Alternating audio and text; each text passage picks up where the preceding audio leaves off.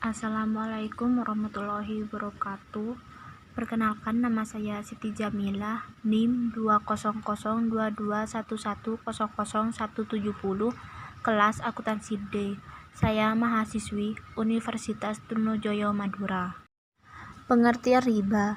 Riba menurut bahasa artinya penambahan atau kelebihan, sedangkan menurut istilah adalah penambahan atau kelebihan dalam tukar-menukar suatu jenis barang yang dapat memberatkan salah satu pihak.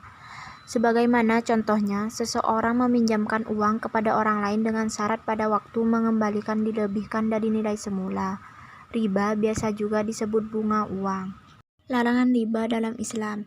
Menurut Quraisy Shihab, analisis singkat tentang riba yang diharamkan Al-Quran dapat dilihat pada kandungan ayat Ali Imran ayat 170 dan Al-Baqarah ayat 278. Atau lebih spesifik, dengan memahami kata-kata kunci pada ayat-ayat tersebut. 1. Ad'afan mud'afah. 2. Ma baqiya min al-riba. 3. Falakum ru'usu amwalikum la taslimuna wa la tuslamun. Quraisy Shihab 1955 ayat 261. Dari segi etimologi, kata ad'afa adalah bentuk plural dari kata di'fu yang berarti double atau berlipat kali. Al-Munawwir 1984 ayat 880. Sedangkan kata ad'afa mud'afa adalah pelipat gandaan yang berkali-kali. Hukum riba hukumnya haram, sebagaimana firman Allah yang artinya, hai orang-orang yang beriman, janganlah kamu memakan riba dengan berlipat ganda dan bertakwalah kepada Allah supaya kamu mendapatkan keberuntungan. Allah memusnahkan riba dan menyuburkan sedekah. Surat Al-Baqarah ayat 276. Oleh karena itu, jangan sampai kita mengikuti perilaku riba. Macam-macam riba menurut para ulama, riba dapat dikelompokkan menjadi 4, yaitu 1. Riba fadli, yaitu tukar-menukar dua barang yang sejenis dengan ukuran yang tidak sama.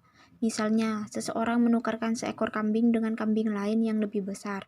Kelebihan itu disebut riba fadli. Supaya tukar-menukar itu tidak termasuk riba, maka harus melakukan tukar-menukar dengan barang yang sama. Timbangnya atau takarannya harus sama, dan serah terima pada saat itu juga. 2. Riba qardi, yaitu utang piutang dengan syarat ada keuntungan atau bunga bagi yang menghutangi. Misalnya, seseorang memberikan hutang 500.000 dengan syarat pada waktu mengembalikan harus dilebihkan, yaitu menjadi 550. 3. Riba yadi, yaitu berpisah dari tempat akad jual beli sebelum timbang terima. Misalnya, seseorang membeli barang setelah dibayar si penjual langsung pergi padahal barang belum diketahui jumlah dan ukurannya oleh si pembeli itu. 4. Riba nasiyah, yaitu penukaran barang dengan barang lain yang pembayarannya disyaratkan lebih dengan cara melambatkan pengembaliannya. Misalnya, seseorang meminjamkan kalung emas 10 gram. Pengembaliannya setahun mendatang menjadi 11 gram. Jika belum terbayar, maka tahun berikutnya menjadi 12 gram, dan seterusnya. Dampak praktik riba.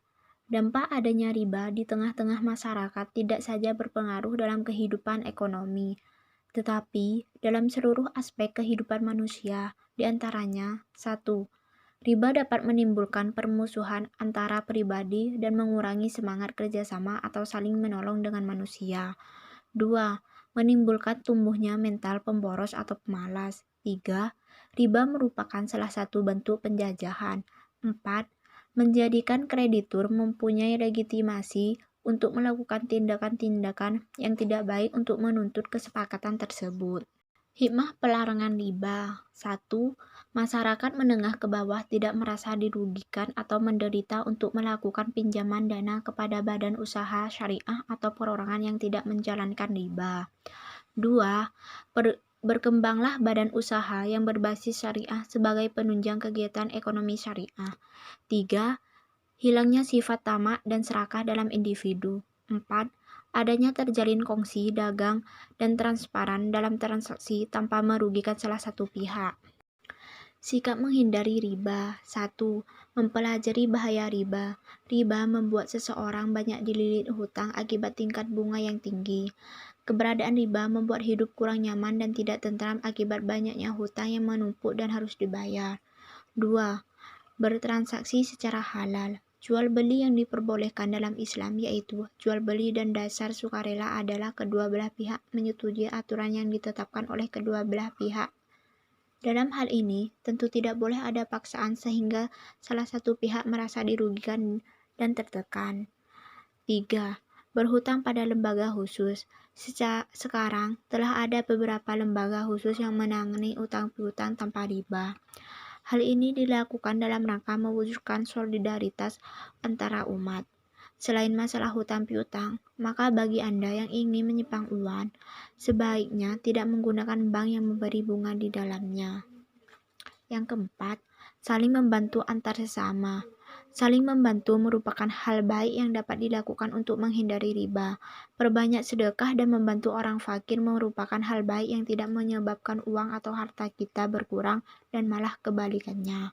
5. Menanamkan sifat qanaah pada diri sendiri. Sifat qanaah dapat dilakukan dengan senantiasa bersyukur atas apapun yang diberikan kepada Anda. Berhenti menatap ke atas dan mulailah melihat ke bawah.